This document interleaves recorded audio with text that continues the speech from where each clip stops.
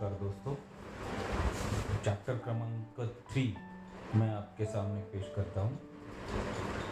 मैंने पूछा, क्या भाव नहीं बढ़ने चाहिए किसी शिक्षित समाज में जिनकी सरकार अच्छी तरह चल रही हो? भाव दरअसल कम होने चाहिए। जाहिर है, ऐसा अक्सर सिर्फ सिद्धांत में ही सच होता है। भाव लोभ और डर के कारण बढ़ते हैं, जो अज्ञानता की वजह से उत्पन्न होते हैं। अगर स्कूलों में लोगों को पैसे के बारे में सिखाया जाता तो लोग के पास ज्यादा पैसा होता, भाव कम होते। लेकिन स्कूलों में लोगों को सिर्फ पैसे के लिए काम करना सीखने पर ध्यान केंद्रित किया जाता है। वहाँ पैसे की शक्ति का दोहन करना नहीं सिखाया जाता। लेकिन हमारे यहाँ बिजनेस स्कूल भी होते हैं, माइक ने पूछा। और आप ही तो मुझे अपना एमबीए करने के लिए प्रोत्साहित करते हैं। हाँ, आमिर डैडी ने कहा, लेकिन अक्सर बिजनेस स्कूल में कर्मचारियों को खर्च में कटौती करने वाले परिष्कृत अकाउंटेंट बनने का प्रशिक्षण दिया जाता है। अगर कोई परिष्कृत अकाउंटेंट किसी कारोबार में को संभाल ले तो ईश्वर ही मालिक है। वे तो बस अंकों को देखते हैं, कर्मचारी को नौकरी से निकालते हैं और कारोबार का गला घोट देते हैं। मैं यह बात इसलिए जानता हूँ क्योंकि मैं ऐसे लोगों को नियुक्त करता हूँ। वे तो बस लागत को कम करने और भाव बढ़ाने के बारे में ही सोचते रहते हैं, जिससे बहुत ही समस्या उत्पन्न होती है। ऐसा करना महत्वपूर्ण है। काश अधिक लोगों को यह बात पता होती, लेकिन यह पूरी तस्वीर नहीं है, आमिर डैडी ने गुस्से से आगे कहा। माइक ने पूछा, तो क्या इसका कोई हल है? हाँ, आमिर डैडी ने कहा, सोचने के लिए अपनी भावनाओं का सही इस्तेमाल करना सीखो। अपनी भावनाओं के बहाव में आकर मत सोचो। जब तुम लोगों ने मुफ्त में काम करने के लिए तैयार होकर अपनी भावनाओं पर विजय पाई थी, तो मैं जानता था कि उम्मीद है। जब मैंने तुम्हें ज्यादा पैसों का लालच दिया और तुमने एक बार फिर अपनी भावनाओं का प्रतिरोध किया, तो फिर भावनात्मक उत्तेजना के बावजूद सोचना सीख रहे थे। यह पहला कदम है। यह कदम इतना महत्वपूर्ण क्यों है? मैंने पूछा। देखो, यह पता लगाना तुम पर है। अगर तुम सीखना चाहते हो तो मैं तुम लोगों को डायर पेज यानी कटेली झाड़ियों के भरी जगह पर ले चलूंगा। यह एक ऐसी जगह है जहां जाने से हर कोई कतराता है। अगर तुम मेरे साथ चलते हो तो तुम लोग पैसे के लिए काम करने का विचार छोड़ दोगे और इसके बजाय पैसे से अपने लिए काम करना सीख लोगे। और अगर हम आपके साथ जाते हैं तो हमें क्या मिलेगा? अगर हम आपसे सीख लेते हैं तो क्या होगा? हमें क्या मिलेगा? मैंने पूछा। वही चीज जो अंकल रिमस की कहानी में ब्रेयर रेबिट को मिली थी, आमिर डैडी ने बच्चों को लोकप्रिय कहानी का संदर्भ देते हुए कहा। क्या कोई ब्रायर पेंच होता है? मैंने पूछा। हाँ, आमिर डैडी ने कहा, ब्रायर पेंच हमारा डर और लोभ है। अपनी खुद के विचारों को चुनकर डर, कमजोरी और जरूरतों का सामना करना इससे बाहर निकलने का तरीका है। अपने विचारों को चुनना? माइक ने हैरानी से पूछा। हाँ, अपनी भावनाओं पर प्रतिक्रिया करते रहने के बजाय यह चुनना कि हम क्या सोचे। बिल चुकाने के लिए पर्याप्त पैसे न होने का डर आपको सताता है। इसलिए सुबह उठकर नौकरी करने जाने के बजाय खुद से पूछो, क्या इस समस्या का सबसे अच्छा समाधान इस दिशा में और ज्यादा मेहनत करना है? अधिकतर लोग इतने डरे होते हैं कि वे तार्किक रूप से चीजों पर पूरा विचार नहीं करते और इसके बजाय उस नौकरी करने जाने के लिए दरवाजे से बाहर दौड़ जाते हैं। इससे वे नफरत करते हैं। परेशानी पैदा करने वाली स्थिति नियंत्रित में आ जाती है। अपने विचार चुनने से मेरा यही मतलब है। और हम ऐसा कैसे कर सकते हैं? माइक ने पूछा। मैं तुम्हें यही सिखाऊंगा। मैं तुम्हें सिखाऊंगा कि अपनी सुबह की कॉफी गटक कर दरवाजे से बाहर भागने वाले हड़बड़ी के काम करने के बजाय तुम अपने विचारों को चुन सको। जो मैंने पहले कहा था उसे याद रखो, नौकरी एक दीर्घकालीन समस्या का अल्पकालीन समाधान है। अधिकतर लोगों के दिमाग में केवल एक ही समस्या रहती है और यह आपातकालीन होती है। यह समस्या है महीने के आखिर में चुकाए जाने वाले बिल, यानी परेशानी पैदा करने वाली स्थिति। पैसा उसके जीवन को नियंत्रित करता है, या मुझे यह कहना चाहिए कि पैसे के बारे में डर और अज्ञान ऐसे नियंत्रित करता है। इसलिए वे वही करते हैं जो उनके माता पिता ने किया था। वे हर दिन उठते हैं और पैसे के लिए काम करने चले जाते हैं और यह सवाल पूछने का समय ही नहीं निकालते हैं, क्या कोई दूसरा तरीका है? इनके दिमाग नहीं, उनकी भावनाएं उनकी सोच को नियंत्रित करती है। माइक ने पूछा, क्या आप भावनाओं की सोच और दिमाग की सोच का फर्क बता सकते हैं? क्यों नहीं, मैं इसे सारे समय सुनता रहता हूँ, अमीर डैडी ने कहा। मैं ऐसी बातें सुनता हूँ, देखिए हर किसी को काम करना होता है, या अमीर बदमाश होते हैं, या मैं दूसरी नौकरी खोज लूंगा। मैं इस वेतन वृत्ति का हकदार हूँ। आप इस तरह मेरा शोषण नहीं कर सकते, या मुझे यह नौकरी इसलिए पसंद है क्योंकि यह सुरक्षित है। कोई भी यही नहीं पूछता, क्या कोई ऐसी चीज है जो मैं यहाँ नहीं समझ रहा हूँ?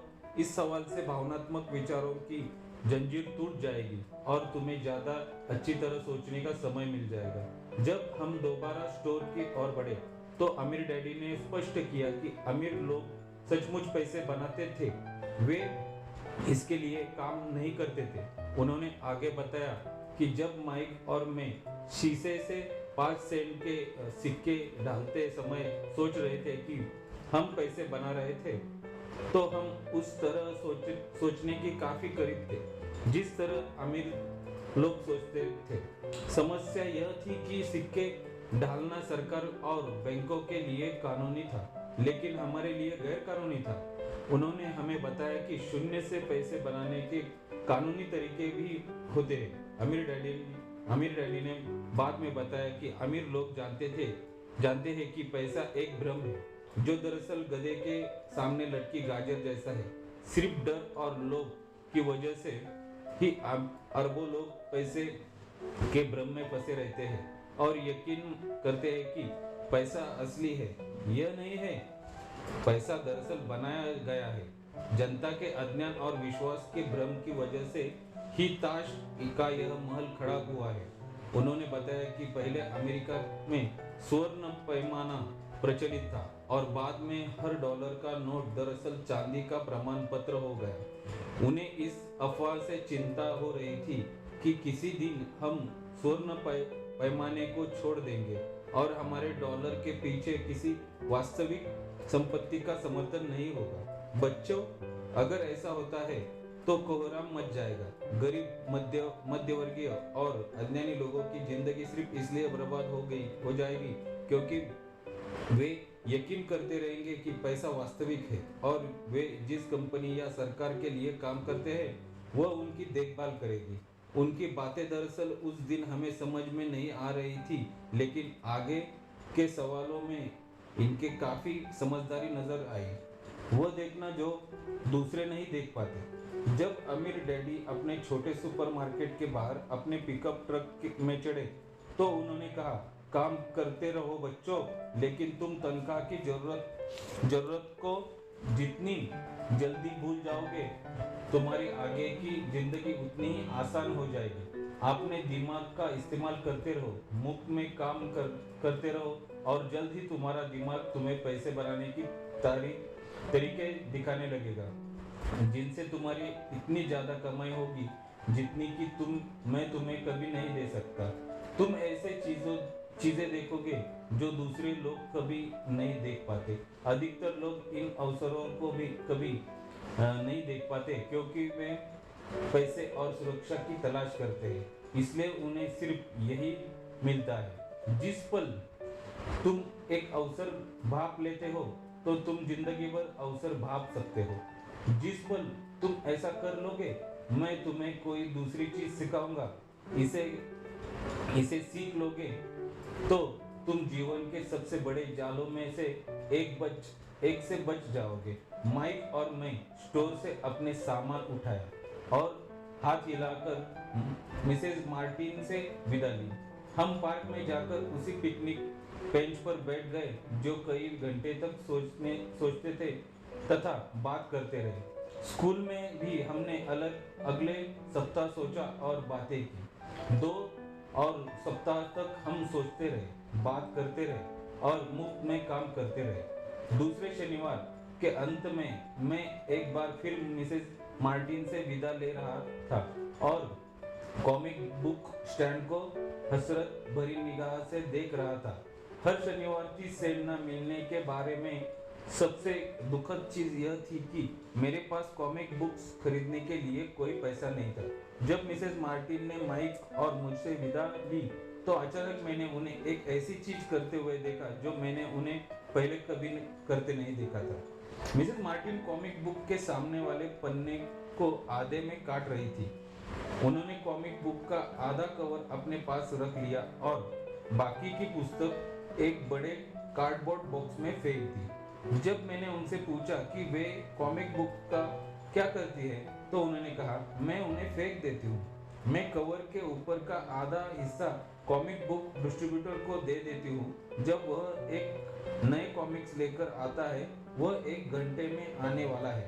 माइक और मैंने 1 घंटे तक इंतजार किया। जल्द ही डिस्ट्रीब्यूटर आ गया और मैंने उनसे पूछा कि क्या हम कॉमिक बुक ले जा सकते हैं।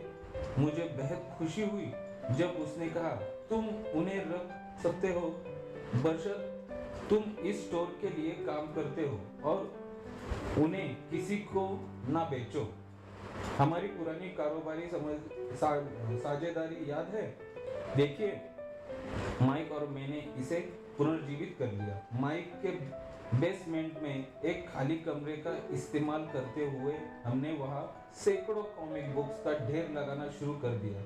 हमने माइक की छोटी बहन को हेड लाइब्रेरियन नियुक्त कर दिया, जिससे पढ़ने में मजा आता था।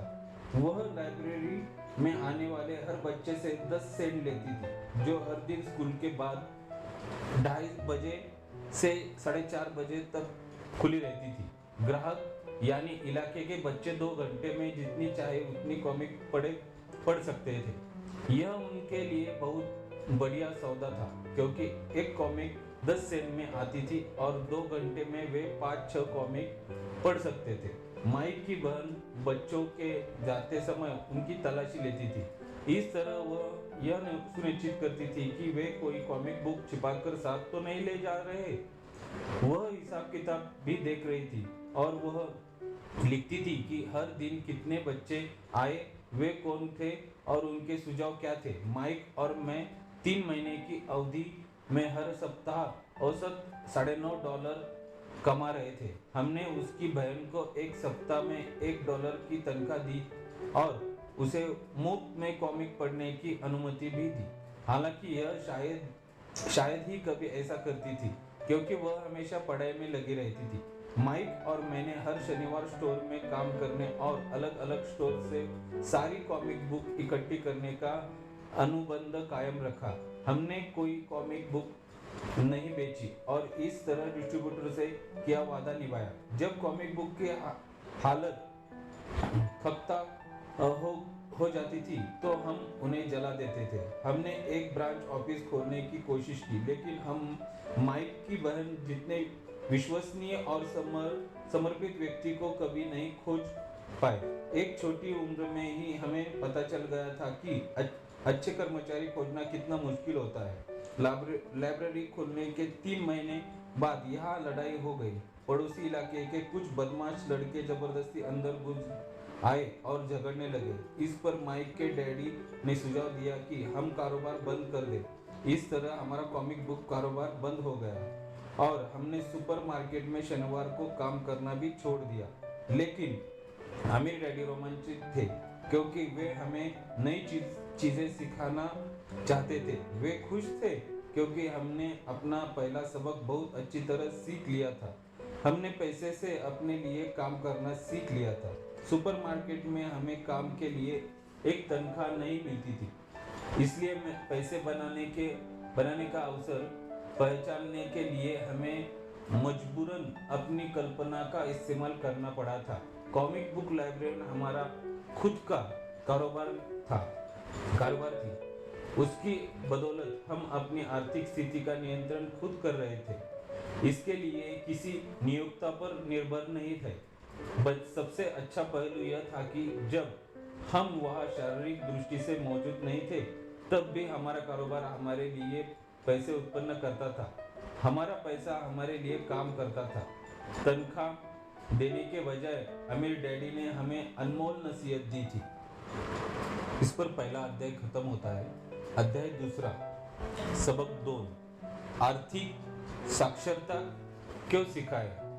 महत्वपूर्ण यह नहीं है कि आप कितना पैसा कमाते हैं, महत्वपूर्ण तो यह है कि आप कितना पैसा रखते हैं।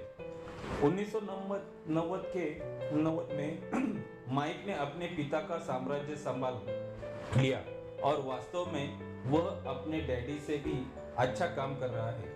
हम एक दूसरे से साल में 1-2 बार गोल्फ कोर्स पर ही मिलते हैं। वह और उसकी पत्नी इतने अमीर हैं जितनी आप कल्पना भी नहीं कर सकते।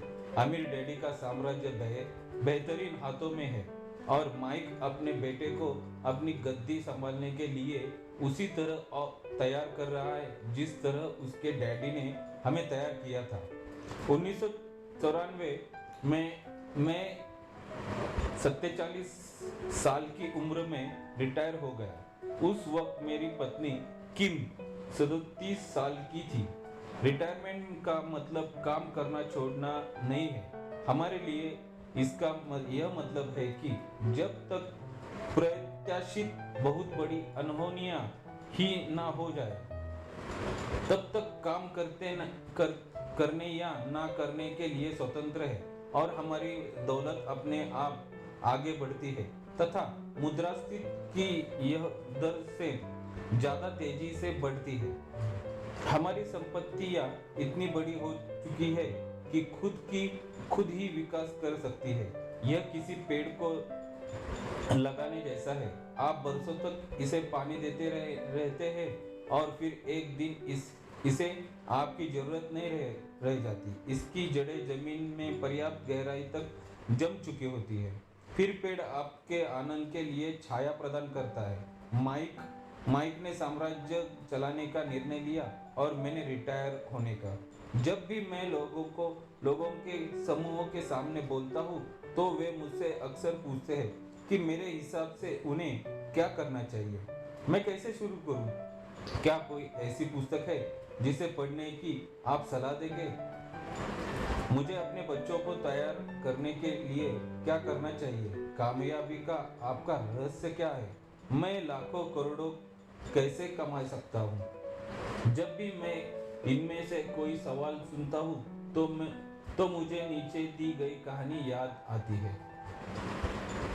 मुझे नहीं लगता कि कोई भी ठीक ठाक बता सकता है कि इन लोगों के साथ दरअसल क्या हुआ, लेकिन हम अनुमान लगा सकते हैं। अगर आप 1923 पर गौर करें तो आपको दिए जाएगा कि यह 1929 की शेयर बाजार की भारी गिरावट और महामंदी के ठीक पहले का समय था। मुझे लगता है कि इन दोनों घटनाओं का इन लोगों और उनके जीवन पर भारी असर पड़ा होगा। मुद्दे की बात यह है, ये लोग जिस युग में रहते हैं, आज हम उससे ज्यादा बड़े और तीव्र परिवर्तन के दौर में रह रहे हैं। मुझे लगता है कि आने वाले सालों में कई उतार चढ़ाव आएंगे जो इन लोगों के युग में आए उतार चढ़ाव जैसे ही होंगे। मुझे इस बात की चिंता है कि बहुत सारे लोगों का ध्यान पैसे पर तो बहुत ज्यादा केंद्रित है, लेकिन अपनी सबसे बड़ी दौलत पर उनका जरा भी ध्यान नहीं है, जिसका नाम है शिक्षा। यदि लोग लचीला बनने, खुला दिमाग रखने और सीखने के लिए तैयार हो तो वे कठोर परिवर्तनों के बावजूद ज्यादा अमीर बनेंगे। अगर वे सोचते हैं कि पैसा समस्याओं को सुलझा देगा, तो उन्हें राह में काफी मुश्किलें झेलनी होगी।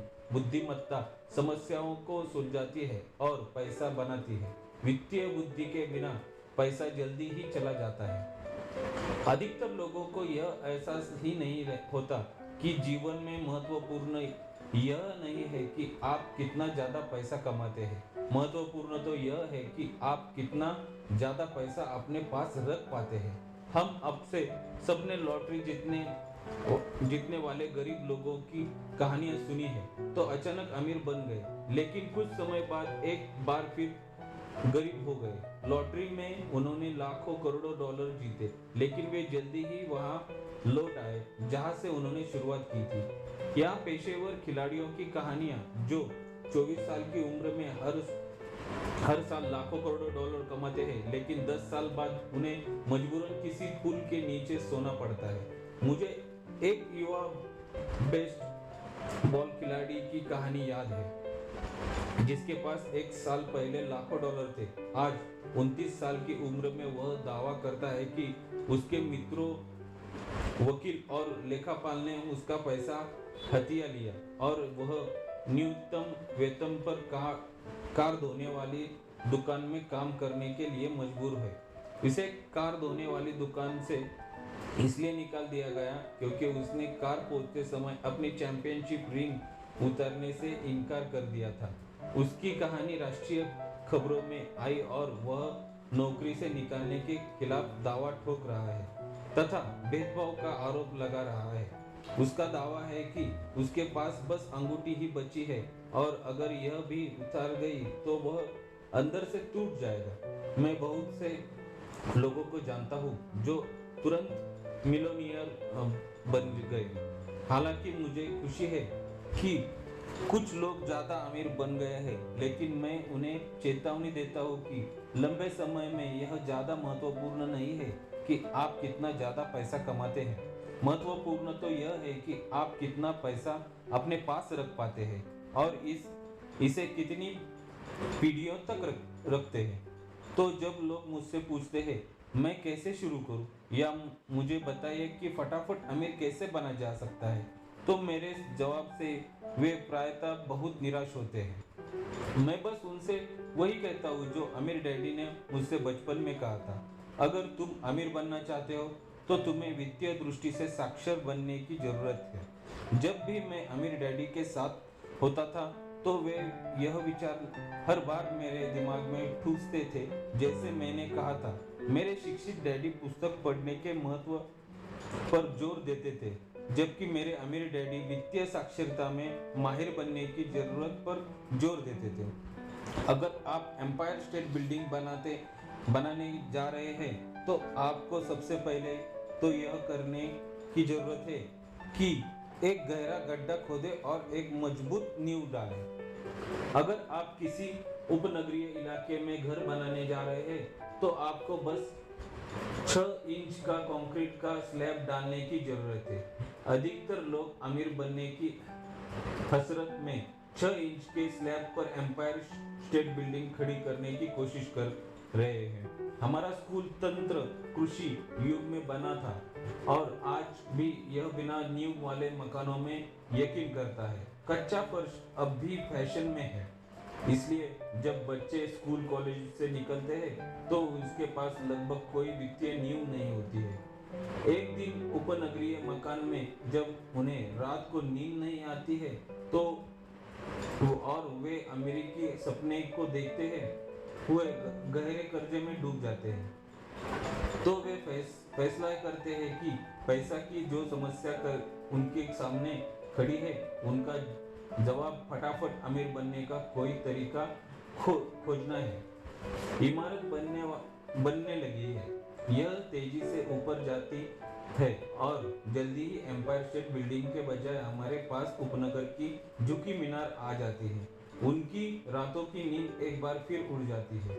बड़े होने के बाद माइक और मेरे लिए दोनों ही विकल्प संभव थे, क्योंकि बचपन में हमारी वित्तीय बुनियाद मजबूत बना दी गई थी।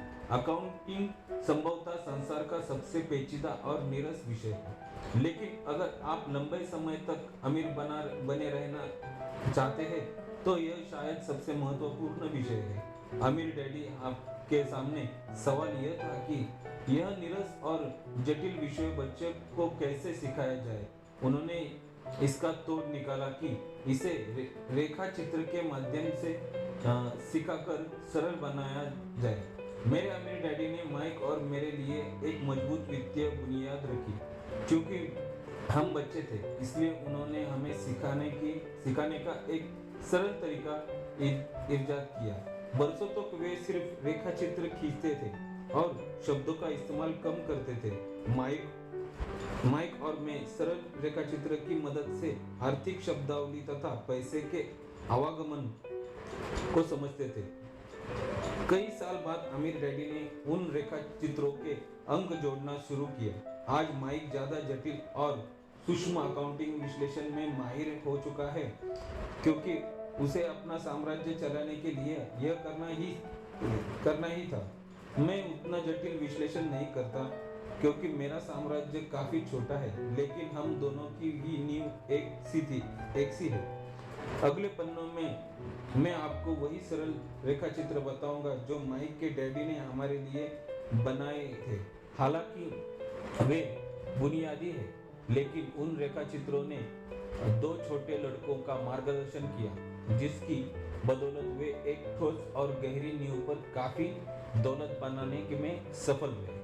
नियम 1, आपको संपत्ति और दायित्व का फर्क पता होना चाहिए और हमेशा संपत्तियां ही खरीदनी चाहिए।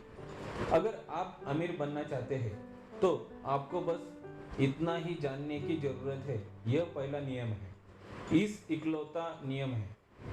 यह बहुत आसान लगता है, लेकिन अधिकतर लोगों को इसकी गहराई का अंदाज नहीं होता।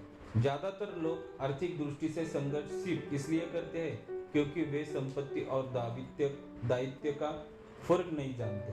अमीर डैडी ने कहा, अमीर लोग संपत्तियां इकट्ठी करते हैं, गरीब और मध्यवर्गीय लोग दायित्व इकट्ठे करते हैं और उन्हें संपत्तियां मानते हैं। जब अमीर डैडी ने माइक और मुझे यह समझाया तो हमें लगा कि वे मजाक कर रहे हैं। हम दो छोटे लड़के अमीर बनने के रहस्य को लेकर इतने हैरान परेशान थे और उनका जवाब इतना आसान था। यह इतना ज्यादा आसान था कि हमें इस बारे में सोचने के लिए बहुत समय तक ठहरना पड़ा। माइक ने पूछा, संपत्ति क्या होती है? उसके बारे में अभी चिंता मत करो, अमीर डैडी ने कहा। बस इस विचार को अपने दिमाग के अंदर घुसने दो। अगर तुम इस सरल नियम को समझ लोगे तो तुम्हारे जीवन की एक योजना होगी और तुम्हें जिंदगी भर पैसे की दिक्कत नहीं आएगी। यह बहुत आसान है, इसलिए लोग इस विचार को अनदेखा कर देते हैं। मैंने पूछा, आपका मतलब है कि हमें बस इतना ही जानने की जरूरत है कि संपत्तियां क्या है और फिर हम इसे हासिल करें और इसके बाद हम अमीर बन जाएंगे? अमीर डैडी ने अपना सिर हिलाया। यह इतना ही आसान है। मैंने पूछा, अगर यह इतना ही आसान है तो संसार का हर व्यक्ति अमीर क्यों नहीं बन पाता? अमीर डैडी मुस्कुराए, क्योंकि लोग संपत्ति और दायित्व के बीच का फर्क नहीं जानते। मुझे याद है, मैंने पूछा था, बड़े लोग इतनी बड़ी गलती कैसे कर सकते हैं? अगर यह इतना ही आसान है, अगर यह इतना ही महत्वपूर्ण है, तो हर कोई इस फर्क का पता क्यों नहीं लगाना चाहता?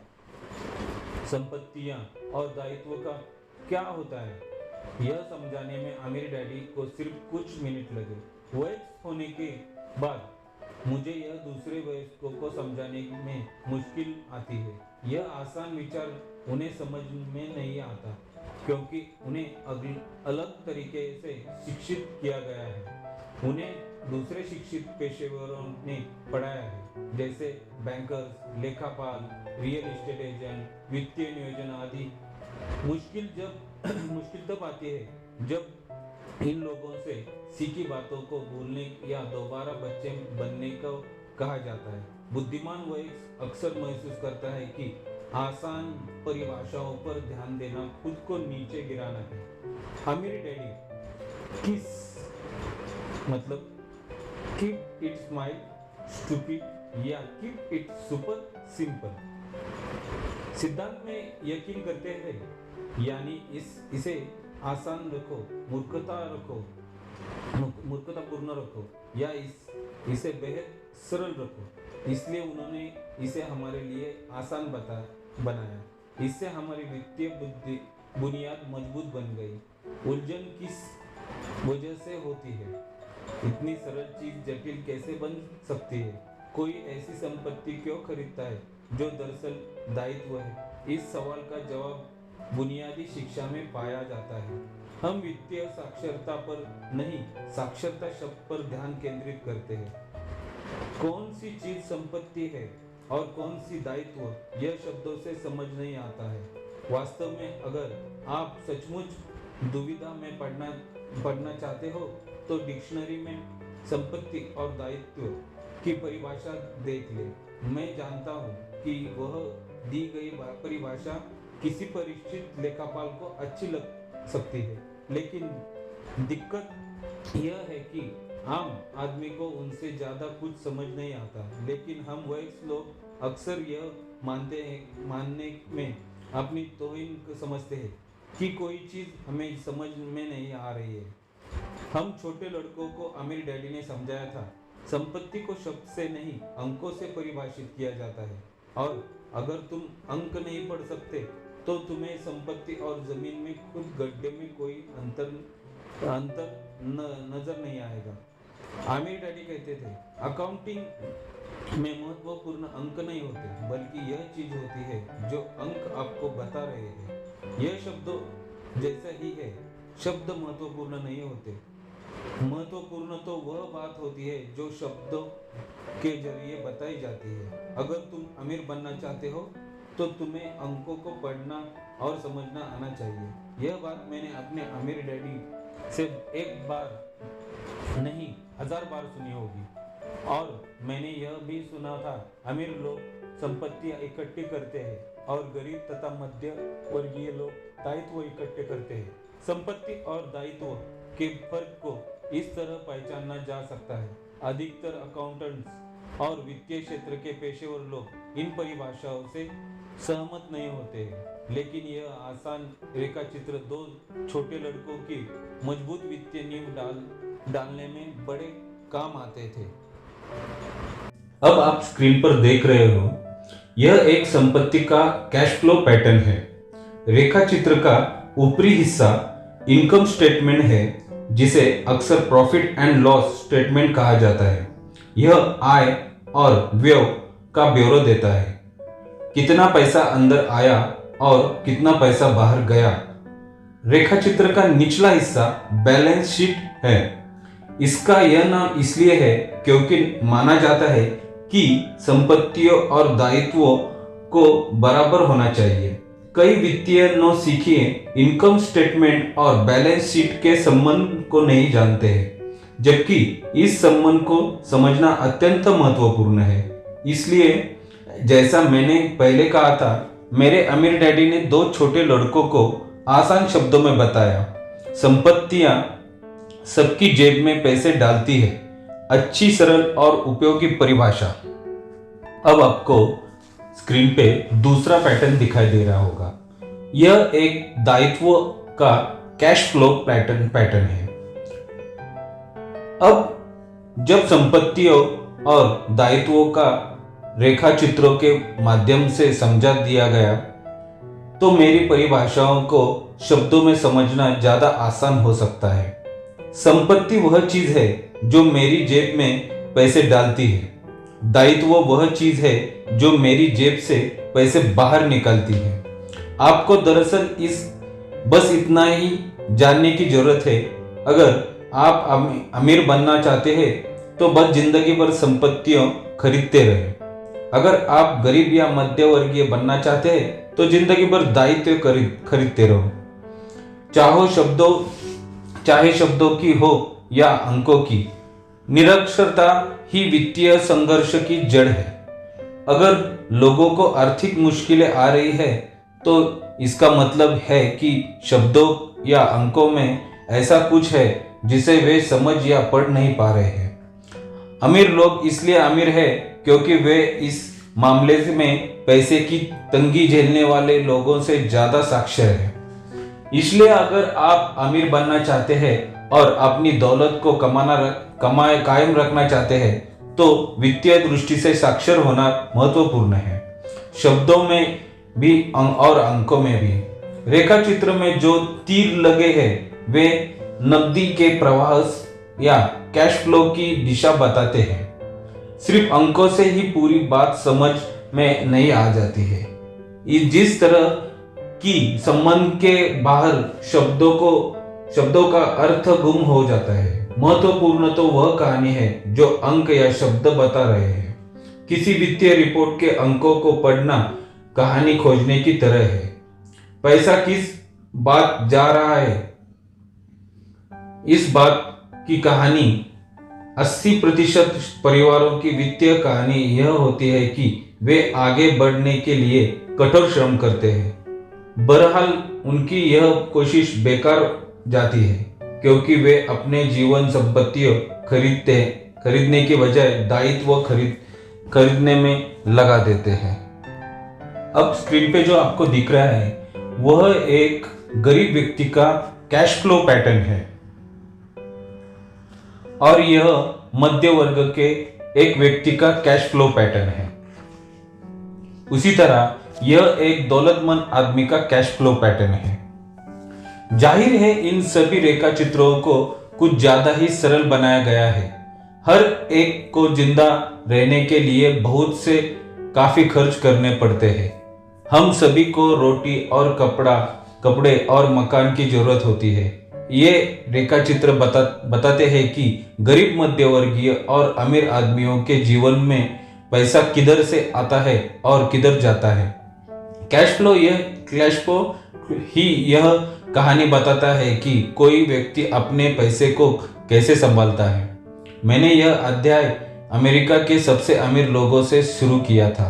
इससे पीछे उद्देश्य यह था कि मैं लोगों की इस आम सोच को गलत साबित करूं कि पैसा सारी समस्याओं को सुलझा देता है। इसलिए मैं सिहर जाता हूं जब भी लोग मुझसे पूछते हैं कि फटाफट अमीर कैसे बना जाए या उन्हें कहां से शुरू करना चाहिए।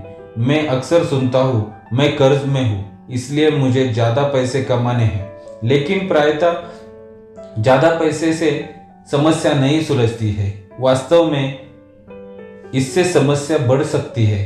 पैसा अक्सर हमारी दुखद इंसानी कमजोरियों से व खामियों का उजागर कर देता है और हमारे लिए पहलुओं पर रोशनी डालता है जिनसे हम अनजान रहते हैं। इसलिए जब किसी व्यक्ति को अचानक भारी दौलत मिल जाती है, मान ले विरासत, भारी वेतन वृद्धि या लॉटरी के कारण, तो बहुत जल्दी ही वह पहले जैसे या उससे भी बुरे वित्तीय झमेले में पहुंच जाता है। पैसा सिर्फ आपके दिमाग में चल रहे कैश फ्लो पैटर्न को ज्यादा उजागर करता है। अगर आपका पैटर्न पूरी कमाई को खर्च करना है तो संभावना इस बात की है कि आमदनी बढ़ने पर आपके खर्चे भी बढ़ जाएंगे। इसलिए यह कहावत बनी है, मूर्ख और इसका पैसा एक बड़ा जश्न है। मैंने कई बार कहा है कि हम स्कूली और पेशेवर योग्यताएं हासिल करने के लिए स्कूल जाते हैं। निश्चित रूप से ये दोनों ही महत्वपूर्ण है। अपने पेशेवर योग्यताओं से ही हम पैसे कमाना सीखते हैं। 1960 के दशक में मैं हाई स्कूल में था। तब अगर कोई पढ़ने में होशियार था तो वह माना जाता था कि वह होनहार विद्यार्थी आगे चलकर डॉक्टर बनेगा, क्योंकि ऐसी पेशे में सबसे ज्यादा पैसों का वादा नजर आता है। आज डॉक्टर ऐसी वित्तीय चुनौतियों का सामना कर रहे हैं जो मैं अपने सबसे बुरे दुश्मन के लिए भी नहीं चाहूंगा। बीमा कंपनियों कारोबार को नियंत्रित कर रही है, स्वास्थ्य सुविधा का प्रबंधन, शासकीय हस्तक्षेप और अदालतों में मुजावरे के दावे। आज बच्चे मशहूर खिलाड़ी, film star, rock star, beauty queen या सीईओ बनना चाहते हैं, क्योंकि शोहरत, पैसा और रुतबा वहीं पर है। इसी कारण आज स्कूल में बच्चों को अच्छा पढ़ने के लिए प्रेरित करना इतना मुश्किल है।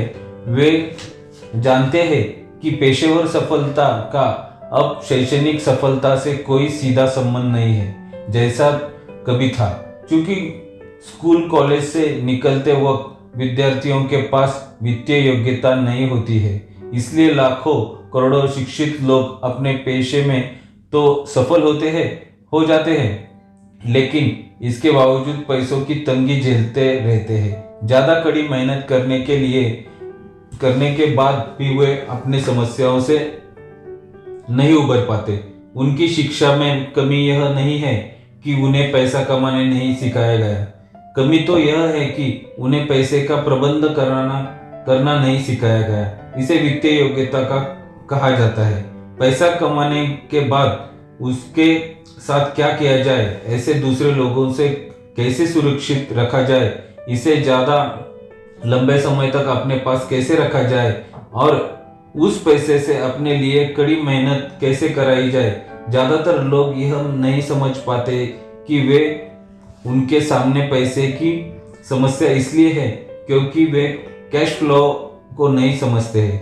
हो सकता है कि कोई व्यक्ति उच्च शिक्षित और अपने पेशे में सफल हो तो, लेकिन वित्तीय दृष्टि से निरक्षर हो।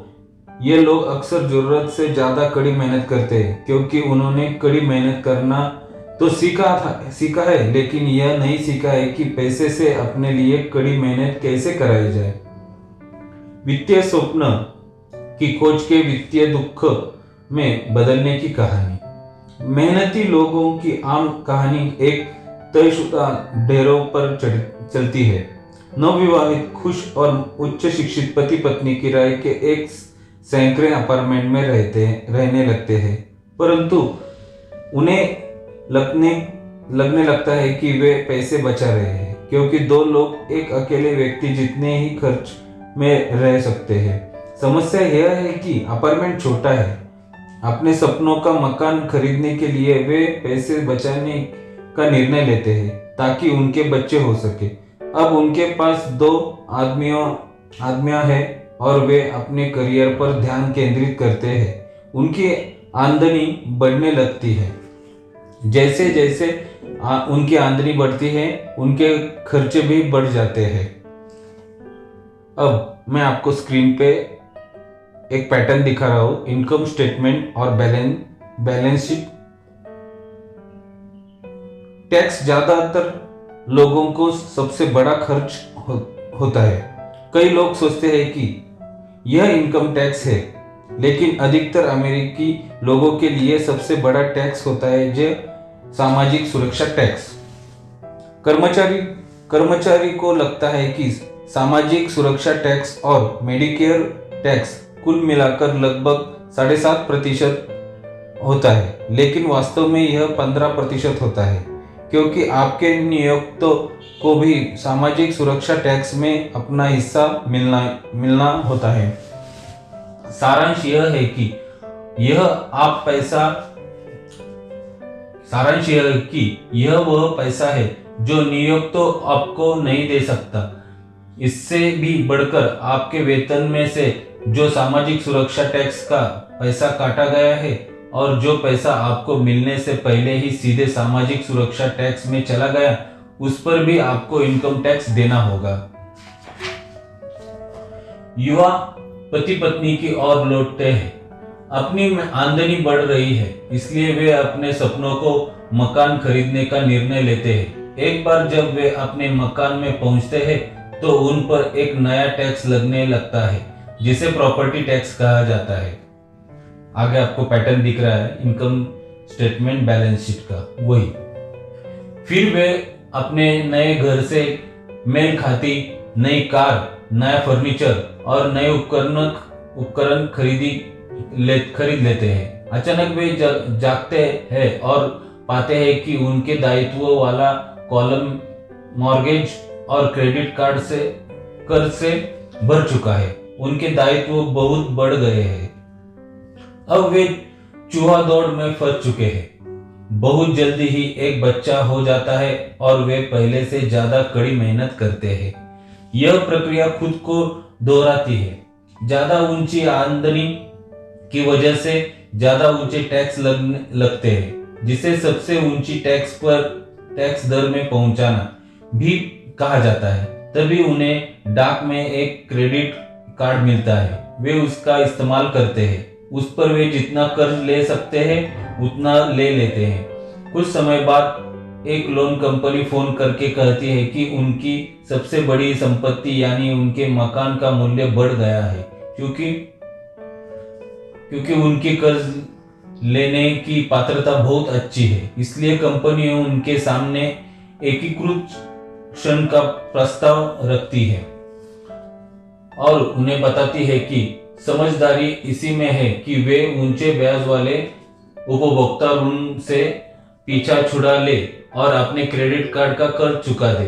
इसके अलावा वे मकान के कर्ज पर जो ब्याज देंगे उस पर उन्हें टैक्स में छूट मिलेगी।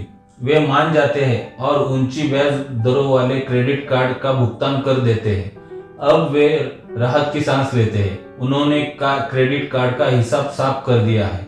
उन्होंने अब अपने उपभोक्ता ऋण को होम मॉर्गेज में बदल दिया है। उनकी किस्तें कम हो जाती है क्योंकि वे अपने कर्ज की अवधि को बढ़ाकर 30 साल कर लेते हैं। यही चतुराई भरा तरीका है। उनका पड़ोसी उन्हें खरीदारी पर चलने के लिए आमंत्रित करता है। मेमोरियल डे की सेल लगी हुई है। वे खुद से वादा करते हैं कि वे बस दूर से देखेंगे, लेकिन फिर भी वे अपना क्रेडिट कार्ड साथ ले जाते हैं ताकि वक्त जरूरत काम आए। मैं इस युवा पति पत्नी से हर समय मिलता रहता हूँ। उनसे नाम बदलते रहते हैं, लेकिन पैसे की तंगी वही रहती है। वे मेरी बातें सुनने के लिए मेरे भाषणों में आते हैं। वे मुझसे पूछते हैं, क्या आप हमें बता सकते हैं कि ज्यादा पैसा कैसे कमाया जाए? वे यह नहीं समझ पाते कि समस्या दरअसल यह है कि वे अपने पास मौजूद पैसे को कैसे खर्च करने का चयन करते हैं। यह समस्या वित्तीय निरक्षरता के कारण उत्पन्न हुई है। यह इसलिए उत्पन्न हुई क्योंकि वे संपत्ति और दायित्व के फर्क को नहीं समझते हैं। मेरे मानना है कि ज्यादा पैसे से किसी की आर्थिक समस्याएं शायद ही कम सुलझती है।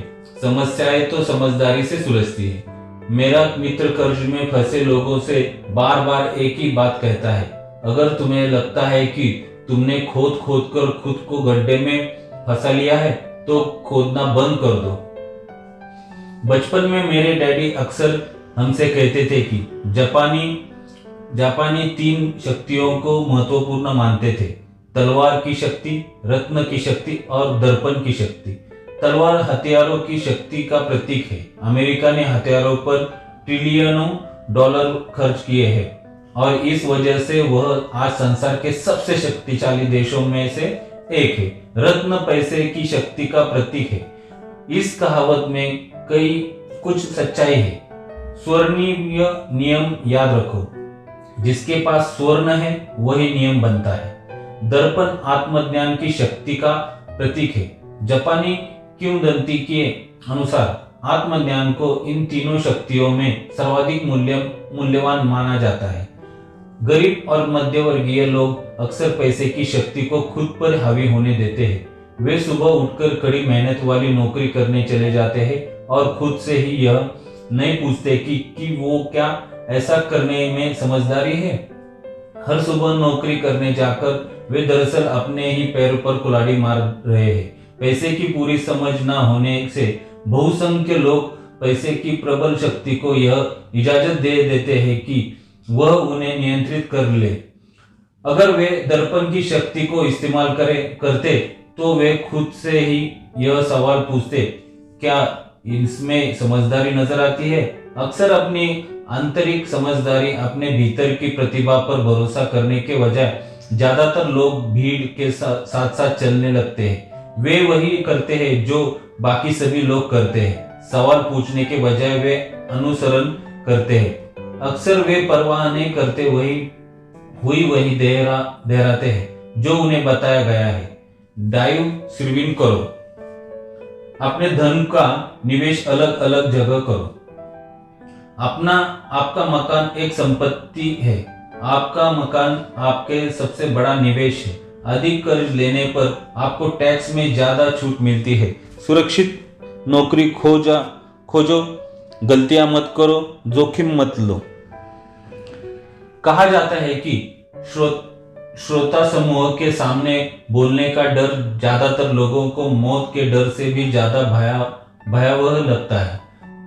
मनोरोग चिकित्सक कहते हैं कि लोग सार्वजनिक मंच पर बोलने से इसलिए कतराते हैं क्योंकि उन्हें डर होता है कि उनकी बुराई होगी, लोग बार उनकी हंसी उड़ाएंगे, वे अकेले रह जाएंगे, सबसे कट जाएंगे और बिरादरी से अलग थलग कर दिए जाएंगे। अलग होने या अकेले रह जाने का डर ज्यादातर लोगों को अपनी समस्याएं सुलझाने के लिए नए तरीके खोजने से रोकता है। मेरे शिक्षित डैडी कहते हैं कि जापानी दर्पण की शक्ति को सबसे ज्यादा मूल्यवान इसलिए मानते हैं क्योंकि इसके अंदर देखने पर ही हमें सच्चाई पता चलती है। डर ही वह मुख्य कारण है जिसकी वजह से लोग कहते हैं इसे सुरक्षित तरीके से खेलो। यह हर चीज के बारे में सच है, चाहे यह खेल हो, संबंधी हो, करियर हो या पैसा हो। इसी सामाजिक बहिष्कार के डर की वजह से लोग आम स्वीकृत मान्यताओं या लोकप्रिय प्रवृत्तियों पर सवाल नहीं करते, यह और चुपचाप उनका अनुसरण करते हैं। आपका मकान एक संपत्ति है। एकीकृत कर्ज लेकर उपभोक्ता ऋण से बाहर निकल आओ। ज्यादा कड़ी मेहनत करो। प्रमोशन का सवाल है, किसी दिन मैं वाइस प्रेसिडेंट बन जाऊंगा। पैसे बचाओ। जब मेरी तनख्वाह बढ़ेगी तो मैं एक ज्यादा बड़ा मकान खरीद लूंगा। म्यूचुअल फंड सुरक्षित है। कई आर्थिक समस्याएं इसलिए भी उत्पन्न होती है क्योंकि हम पड़ोसियों या आसपास के लोगों से बराबरी करना चाहते हैं। कभी कभार हम सभी को दर्पण में देखने की जरूरत होती है ताकि हम अपने डरों के बजाय अपनी आंतरिक बुद्धिमत्ता के प्रति सच्चे रहे। जब माइक और मैं 16 साल के हुए तब हमें स्कूल में समस्याएं आने लगी थी। हम बुरे नहीं थे, हम तो बस भीड़ से अलग होने लगे थे। हम स्कूल के बाद और वीकेंड पर माइक के डैडी के लिए काम करते थे। माइक और मैं अक्सर काम के बाद उसके डैडी के साथ एक टेबल पर घंटों बैठा करते थे जहां वे अपने बैंकर्स, वकीलों, अकाउंटेंट्स, ब्रोकर्स, निवेशकों, मैनेजर्स और कर्मचारियों के साथ मीटिंग करते थे। वे ऐसे आदमी थे जिन्होंने 13 साल की उम्र में ही पढ़ाई छोड़ दी थी, लेकिन अब वे शिक्षित लोगों को रास्ता दिखा रहे थे, निर्देश दे रहे थे, आदेश दे रहे थे और उनसे सवाल पूछ रहे थे। वे सब अमीर डैडी की एक आवाज पर दौड़े चले आते थे। उनके अप्रसन्नता व्यक्त करने पर सहम जाते थे। वे एक ऐसे आदमी थे जो कभी भीड़ के साथ नहीं चलते। वे एक ऐसे आदमी थे जिन्होंने खुद के दम पर सोचा और वे उन शब्दों से चिढ़ जाते थे।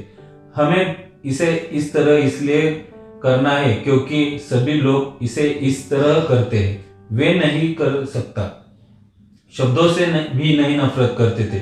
अगर आप उनसे कोई काम कराना चाहते थे तो बस इतना कहना ही काफी था, मुझे लगता है कि आप यह नहीं कर सकते।